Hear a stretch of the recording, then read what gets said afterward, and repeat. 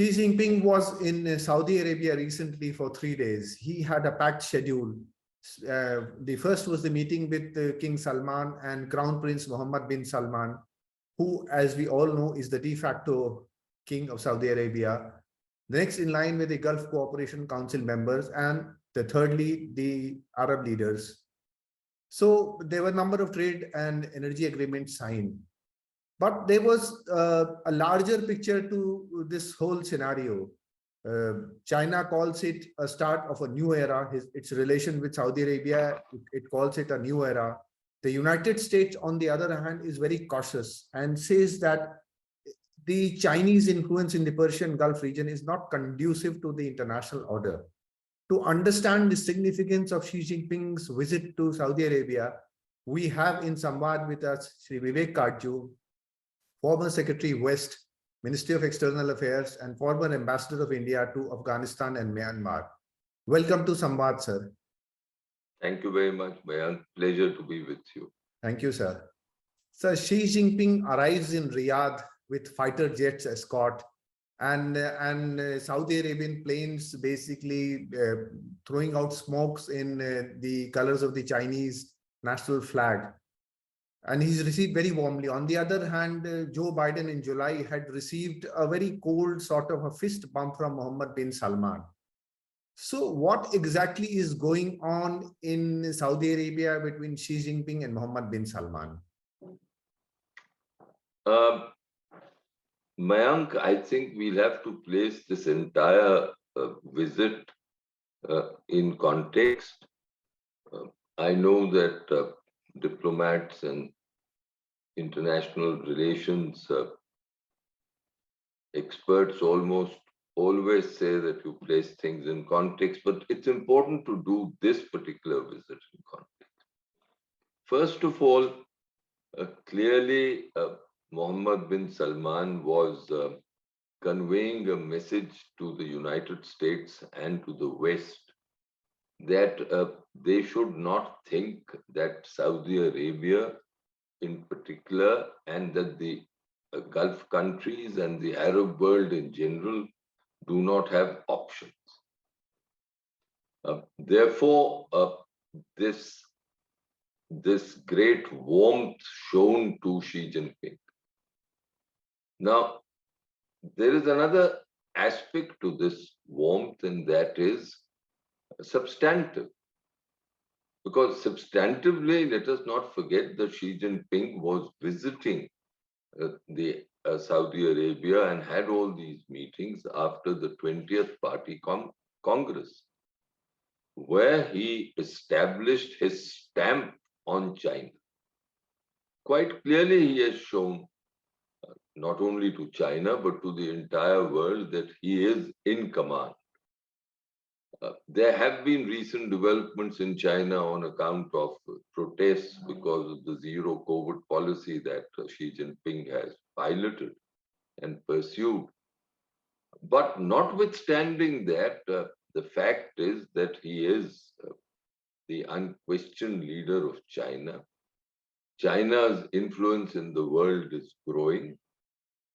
Their economy will overtake the American economy, not in the distant future, but very quickly. And more than that, China is, as one of our great experts on China, Vijay Gokhale, recently wrote, China is a science power, which I think is the most significant aspect. Something which the West, when it began its process of engagement in the second half of the 20th century, I mean, really from 1980 onwards, never anticipated. So given all this, there is the aspect of style, but more importantly, there is the aspect of substance to Xi Jinping's visit. And I, for one, would focus more on substance. On style, I'll just say one more thing. You see, we know that for Mohammed bin Salman in particular, there has been great antipathy in the West on account of the Jamal Khashoggi murder. And that murder was a despicable act. and that murder, I mean, it was, as a former diplomat, it was inconceivable to me that a citizen of a country would be killed so brutally in the very place which is a consulate or a mission, in this case, a consulate, where as of right, nationals of that country seek refuge and think they are entirely safe. And it was there that he was murdered. And because of that, the strong feelings against MBS in the West were natural. But China, on the other hand, overlooks all this. And MBS was trying to, as far as style was concerned, MBS was trying to tell the West that whatever you may think of me or my actions or the way I'm running I'm running the kingdom, the way the other Gulf states run their particular political entities or the Arab world acts, is none of your concern. This is our concern, and a power like China, which is competing for preeminence with the United States, is showing clearly that they are not bothered by it. So that is as far as style is concerned. So you spoke of antipathy towards Mohammed bin Salman in the West. The US in the recent past is proving itself to be a less reliable security partner also, especially after its hasty withdrawal from Afghanistan. And then the Iranian proxies, as the Saudis call them, the Houthi rebels in Yemen, have been attacking Saudi Arabia prolifically. I mean, their oil refineries have been targeted. And US, on the other hand, has also withdrawn its missile batteries from Saudi Arabia. So does Saudi Arabia it wants to move away from US as a security partner, especially with China offering all its defense equipments virtually in a platter to Saudi Arabia? Let's go back to basics. The United States quote unquote alliance, and it was an alliance with the Saudis, was rooted in energy. It was rooted in Saudi hydrocarbons. There was a time when the United States needed these Saudi oil supplies and the oil supplies from the Gulf for its own economy, and hence it was strategically most important for them to protect this area. Today, as far as the United States is concerned, the energy scene has changed totally. So that energy dependence is not there. But is geopolitically the Arab Peninsula in particular and the Arab world an important part of the strategic calculus of the United States and the West? There, I would think, yes, it is. Not to the same extent as it was in the past, but certainly it would not, neither the United States nor Europe would like China to gain absolute dominance over this area. So that they will contest. Now, the manner of the contestation will be different from that in the past. Perhaps they will allow these Gulf states a little space. But at the end of the day, while the Chinese would be willing to give weapon supplies and high technology weapons, the question is, if push comes to shove, as was in the first Gulf War and the second Gulf War, would China be willing to put boots on the ground? That is something that these states know full well. That howsoever they may flirt with the Chinese, howsoever they may develop their economic ties with the Chinese, yet the only ultimate guarantor of their security still is the United States, because the United States has been willing to put boots on the ground. Now, you mentioned that the United States is not a reliable security partner. You pointed to Afghanistan. Afghanistan was a strategic failure, strategic defeat for the United States. There's no doubt about it. They got trapped there in what was I think they called a forever war. And like any great power, and Mayank, remember, this is the attribute of a great power, that it recognizes when it is getting defeated, it cuts its losses and moves on. There are no egos involved in this. Strategically, it's like a game of chess. If there's been a wrong move, you try to correct it and you move on. If you've lost a game, you try to win the next game. It's only middle-level powers or powers that are insecure which live in the past. History teaches us that forward-looking powers never look. The United States made a mess of it. They tried all kinds of things, but they were never consistent. In Afghanistan, they allowed the Taliban to grow. They allowed them sanctuaries in Pakistan. They got trapped in all this. And finally, the Afghan political class they relied on proved to be completely unreliable. They virtually chose Karzai and Ghani to be presidents, and they proved men of straw. So they lost and they moved on. But does that mean that they will allow terrorism against themselves? We've seen their capabilities today by the attack and the killing of Ayman Zawahiri on July 31st. So they have the technological capacities now where they can, with their signals intelligence and the technical intelligence and the human intelligence, are able to look after their interests to a large extent. Is this foolproof? Nothing in life is foolproof.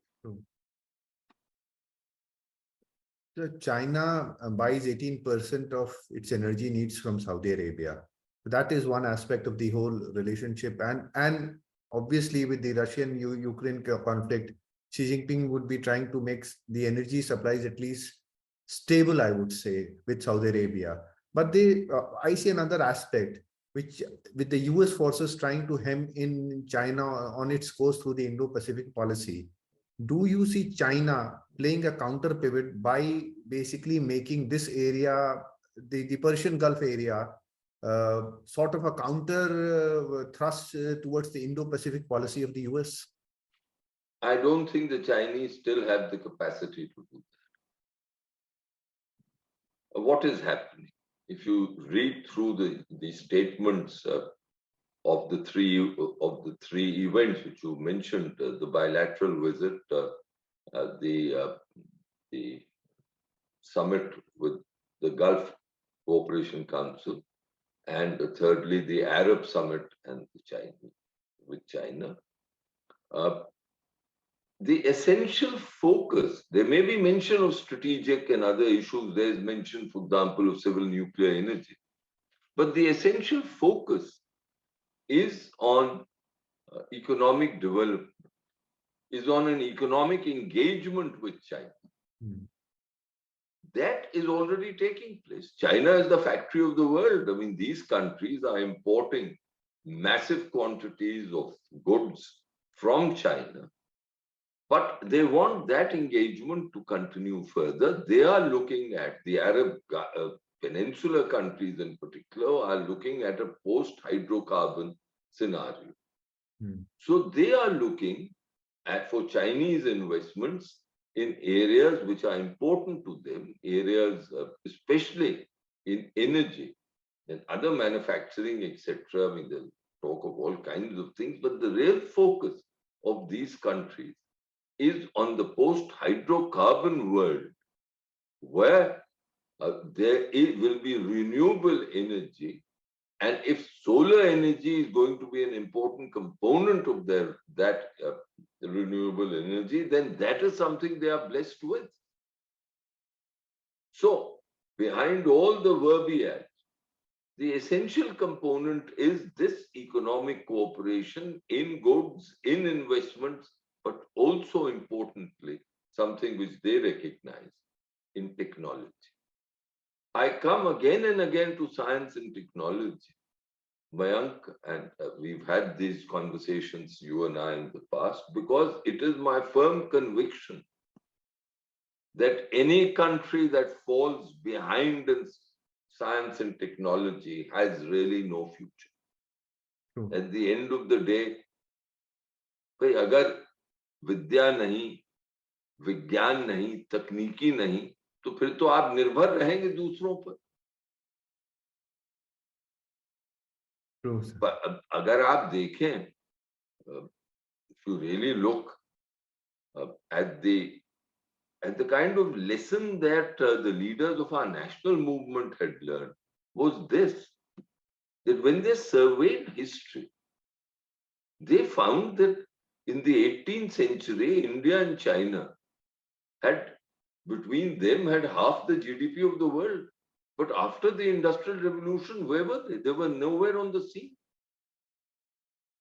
So where did we lose? We lost in science and technology. And that is why, I'm sorry if I'm digressing a bit, but that is why Jawaharlal Nehru laid such great emphasis on building a network of laboratories, of scientific institutions, of engineering colleges, etc. That was also what I believe was the emphasis which was given to a large extent by Mahamana. After all, didn't he set up the engineering college and the medical college in BHU, where you are now?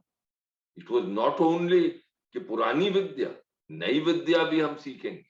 सर्व विद्या की राजधानी, sir. सर्व विद्या की राजधानी. बिल्कुल सही तुमने. So this is what these people are seeking, and that is what is frightening the West. As long as China was the factory of the world, but the intellectual property was held by the Americans and the Europeans and the Japanese, they were fine. But now the Chinese are challenging them. And that is where there was, if you see the documentation which has emerged from this visit, there's also talk of cooperation between Huawei, the communications giant, Chinese communication giant, and Saudi Arabia. And that is something which the Americans won't like at all. So this game is, sorry, please. No, sir, please, sir. Please carry on. No, so therefore this game is in progress today. The Chinese have made a remarkable move. They've received a great reception. But as of now, the Americans will have to get their act together. But as of now, to think that the Americans have been elbowed out, and I think is a little premature. So there's a fourth player in the whole, I would say, Ludo, because there are four players when we play Ludo, Iran.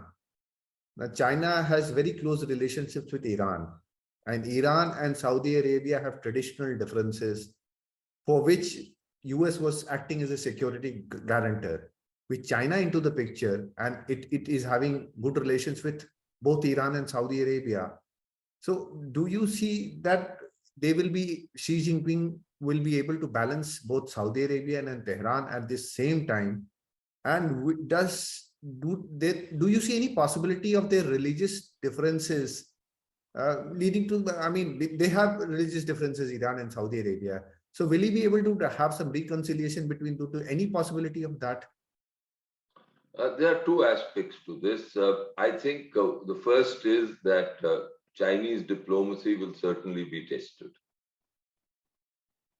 It will be tested very, very greatly, because I was surprised by some of the formulations that were used in the joint statements which seem to indicate that the Chinese were showing sympathy to the Gulf states' contentions against China. For example, on the islands in the Gulf, where there are differences between the UAE and the Iranians. I was surprised at some of those formulations coming in, but perhaps this was done because all these countries gave voice to the one China policy. And this is a sensitive time for China on that one China policy because of the developments that have taken place on the Taiwan front. But there is the other aspect is that what can the Iranians do? They haven't gone back to the JCPOA, even though there is talk that differences are being reconciled and perhaps sooner rather than later, there will be some agreement reached on the JCPOA. But even were that to be done, and some of the sanctions were to go, the Iranian regime knows that it doesn't have many options, that as far as the West is concerned, they're not kosher. As far as the Russians, and because the Russians are in this equation too, the Russians and the Chinese are concerned, they couldn't be bothered as to who rules Iran.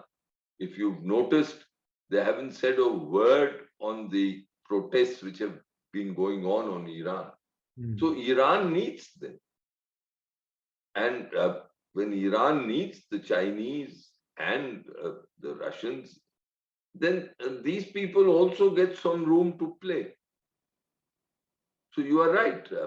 There will be difficulties. It will be a testy period for all of them. Some accommodations will have to be reached. But I'm confident that they will be reached, these accommodations. So before coming to, I have one more question finally, but before that, sir, just an impromptu on what you were saying, sir. Because once we have seen that once China enters a market or a country, it basically tries to elbow out the present relationship allies. Is Indian diplomacy muscular enough to counter China? Because we have close relations with Saudi Arabia and UAE. So is Indian diplomacy muscular enough to counter the Chinese there? You know, one point which struck me very forcefully was the low-level representation from the UAE in the meeting in the GCC summit with China. It was the ruler of Fujairah, who is a member of the Supreme Council.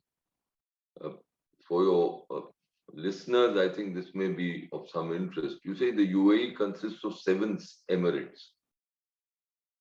The largest and the strongest is Abu Dhabi. They have most of the oil. The ruler of Abu Dhabi is always the president. The second is Dubai. They don't have much. The oil is, I think, almost run out, if not run out totally. The third is Sharjah. Then you have others, Ras Al Khaimah. Fujairah is the smallest. And it was the ruler of Fujairah who represented them. So that means that the president of the UAE did not go, nor did the ruler of Dubai, nor did the ruler of Sharjah. They sent this. Now, we know that the UAE's relations with India are close, and there is a personal bond between Mohammed bin Zayed and the Prime Minister Modi. I don't know if I'm reading too much into this because I don't have a full background of this, but this did strike me.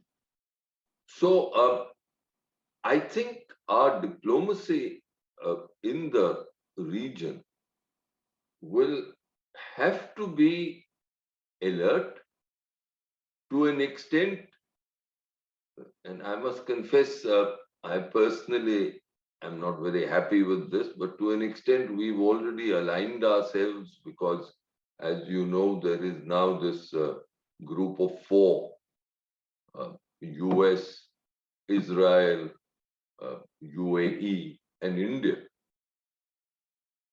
So that aspect is there. I would have preferred the older pattern where we had only bilateral ties with all the players and we didn't get ourselves entangled in these groupings.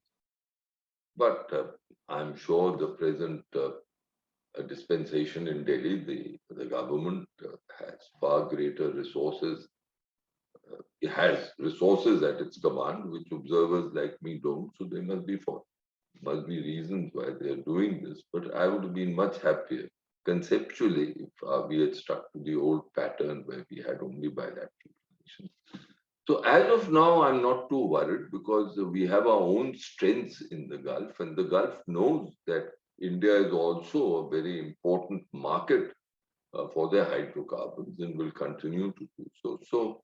But we'll have to be extremely watchful, and certainly we shouldn't get in the crossfire between China and the United States in this region. So the final question, Xinjiang and the concentration camps, China calls it the re-education camps, but we all know what they are. The concentration camps for Uyghur Muslims. While the rest of the Islamic countries are very vocal about anything happening in Kashmir, Palestine, there's very strange silence, deathly silence, virtually deathly silence over Xinjiang and the treatment of Uyghur Muslims. What do you attribute this to? Look, I think I'm very happy you raised this. In fact, I should have mentioned this earlier myself, but you raised it, and there would have been a gap in this conversation unless this issue was addressed. You are absolutely right. There is not a whimper on the Chinese treatment of the Uyghurs, which is despicable. They don't even allow them freedom to practice their religious obligations. And the Muslim world knows this, the Ummah knows this. Now, as far as India is concerned, I think we need to make a distinction.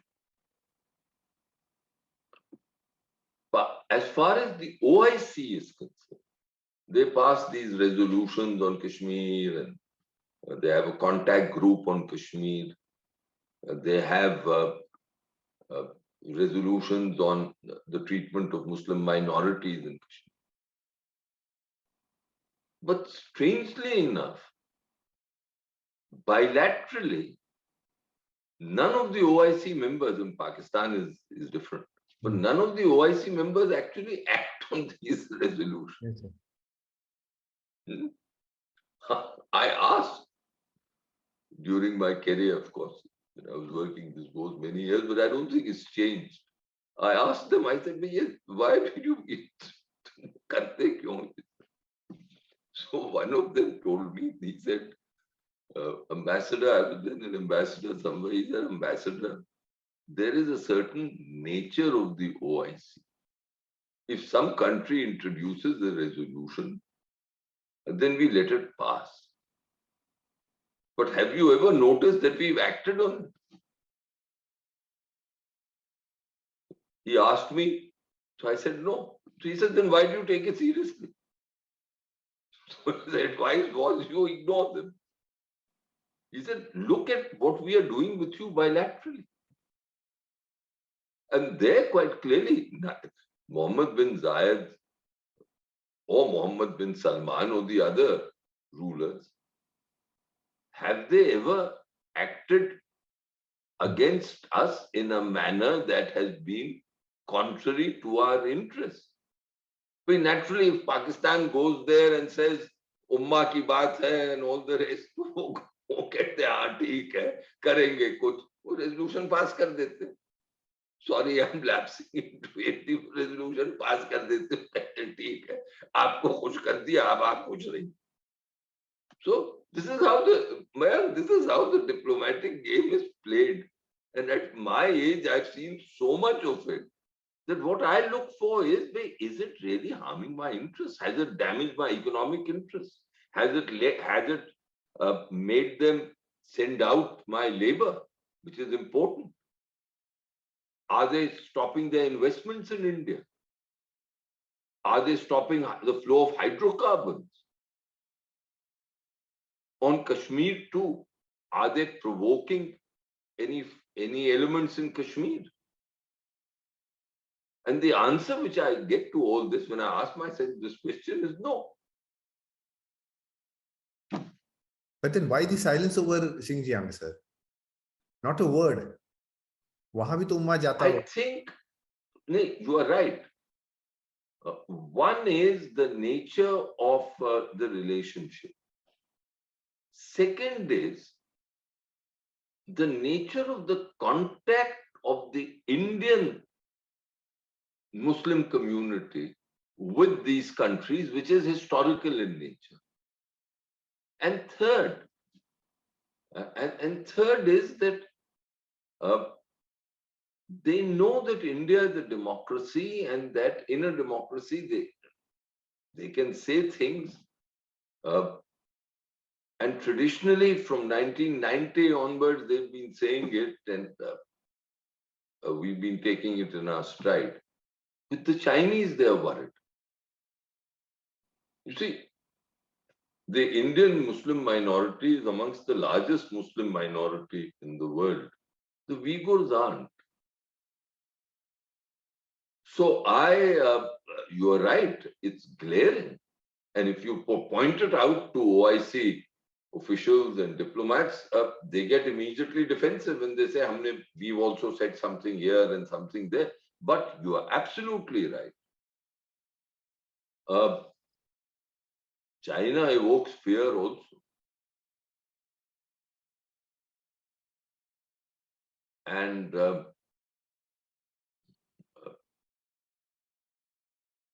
so you asked a very, very pertinent question, and I think we need to probe this further. But my focus is more on the substantive bit. भाई क्या वो कथनी में और करनी में फर्क रहता है. तो बहुत फर्क है. अगर जो कहो तो कहो, बांचते जाओ जितना बांचना है, काम क्या जमीन पे क्या होता. So I know that we find it offensive, and correctly, and we always reject it. I'm not defending them in any way. I would be happier that they didn't pass these resolutions. But this is also